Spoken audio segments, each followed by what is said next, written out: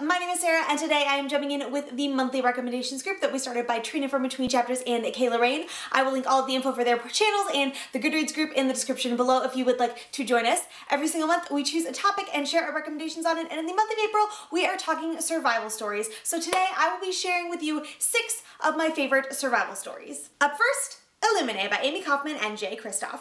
This is the first book in the Illuminated files, which is a new YI sci-fi / dystopian series that was first published in November of 2015. In this first book, we follow 2 kids named Katie and Ozer who only this morning broke up and thought that was going to be the most thing they had to deal with until later that afternoon their planet is invaded by an evil corporation and they have to make a run for it in spaceships. Looking at survival stories, this is in many respects the definition of it. They are literally on the run in space, and on top of the fact that they are trying to escape this evil corporation, there's all sorts of other craziness happening on the ships that they are sort of traveling with, including a biochemical virus attacking one ship and the AI on one of the other ships going completely haywire. There's all sorts of crazy things happening, and you are very much like, oh my gosh, what is going to happen? Are all my precious babies going to survive as you are reading this story? I read this last year. It was one of my favorite books of 2015, and I did a full video review on it, which I will link in the card symbol above and in the description below if you would like to hear more extensive thoughts. Up next, Station 11 by Emily St. John Mandel.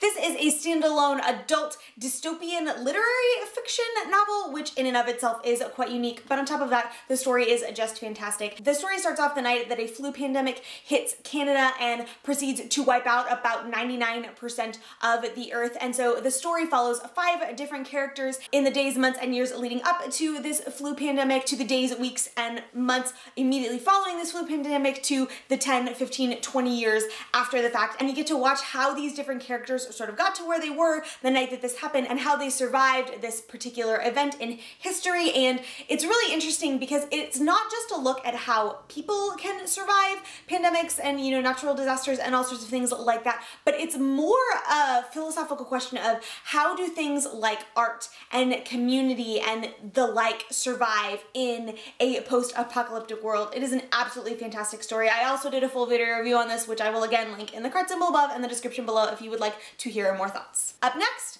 Gone with the Wind by Margaret Mitchell. Obviously, this is an incredibly well-known and loved story adapted into a film and beloved by millions of people over the last almost century. If you are not at all familiar with it, this is a story of Scarlett O'Hara, a Southern belle from the Civil War time period, and this book chronicles everything from the beginning of the Civil War through the entirety of the Civil War and into the antebellum period following the conclusion of the Civil War. And it's a really fascinating look at one person's experience surviving the war from a non-fighting standpoint. Scarlett is not one of those girls who dresses up as a boy and goes to the front or anything like that, but she literally watches as her entire life, everything that she has ever known, crumble to pieces around her, as she was the daughter of a Southern plantation owner, and watches as the entire society that she has known and loved just falls to pieces. And it's a really just fascinating look at how she survives that and how she grows and changes through those events, and then the events that follow as the South sought to rebuild following the loss of the war.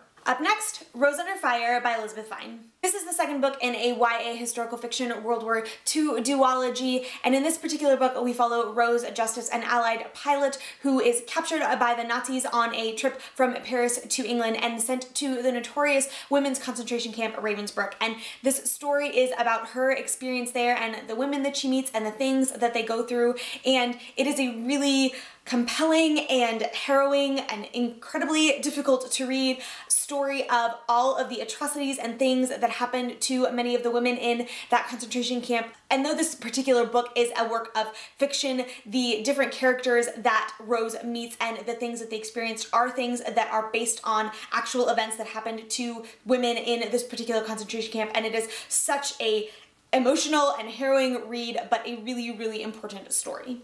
Up next, Night by Elie Wiesel. If you are not familiar with it, Night is the true account of one man's experience in the concentration camps. Elie Wiesel was a teenager when his family was taken from their home and sent to Auschwitz, and this is the story of his experience there. It recounts the death of his family and the death of Elie Wiesel's own innocence and the things that he experienced as a deeply religious Jew, observed just the incredible evil and atrocities that man is capable of. It is a incredibly difficult read. I read it in high school and I probably sobbed through most of it, but it is such an important story for people to experience, and Elie Wiesel's writing is just, it's just incredible. You need to read this one. My last recommendation for the day is a book that is very personal and dear to my heart for a variety of different reasons, and that is Refined by Fire by Lieutenant Colonel Brian Birdwell and his wife Mel. During the terrorist attacks on September 11th, 2001, Lieutenant Colonel Brian Birdwell was stationed at the Pentagon. When the plane hit the side of the Pentagon, his office was a direct impact. Everyone in his office died, and the only reason that he was not there was because he had gone down the hall to the bathrooms and was returning when the plane hit. He got knocked over by the force of the plane and was lit on fire. The only reason he even survived is it because he fell underneath the one working sprinkler in that entire section of the building, which happened to put out the flames. But even then, he sustained second and third degree burns on over 60% of his body, had to be rushed to the hospital, and experienced months of surgeries and skin grafts and all sorts of things as a result of these particular attacks. Mr. Birdwell and his family went to my church. Their son Matt was in my graduating class, and though we had been back in the DC area for about a year when the terrorist attacks happened, and so we didn't really know the Birdwells that well at the time, following the attacks, we became quite good friends with them. He and his wife are incredible people and just wonderful, dear friends of ours. And this book recounts the events of that day and all of the things that they experienced afterwards and how they were able to process that, and their story is just incredible. It touches my heart in so many ways, and part of that obviously is because I know them and have spent time with them and talked with them and know their son and all of these things, but their story is just an incredible one of faith and perseverance, and I just would highly encourage anyone to read this book.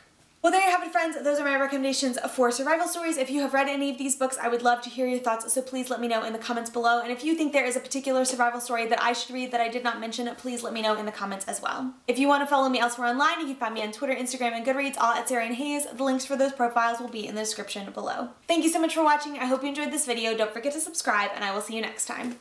Bye! My name is Sarah, and today My name is Sarah, and today